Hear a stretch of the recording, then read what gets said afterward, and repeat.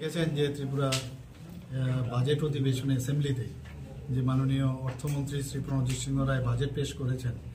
এই বাজেট আমি বলবো একটা মানে ভবিষ্যতের দিশারি এবং বিকাশমূলক একটি বাজেট, এবং এতে করে সমাজের সমস্ত অংশের মানুষের সাথে এই বাজেট পেশ করা হয়েছে।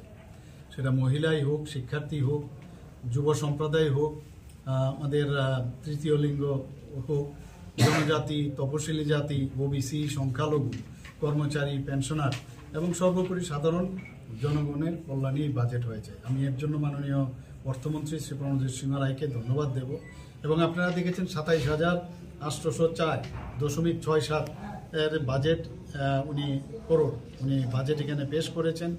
এবং বিভিন্ন খাতে আপনারা বাই দিস টাইম হয়তো আপনারা ছিলেন বাজেট অ্যাসেম্বলির ভিতরে, আপনারা শুনেছেন সব। আমি বিস্তারিত আর যাচ্ছি না, কিন্তু আমি বলবো যে সত্যিকারের বাজেট এটা এবং জনকল্যাণমুখী বাজেট, এবং সব মানুষের সেটা কল্যাণে আসবে।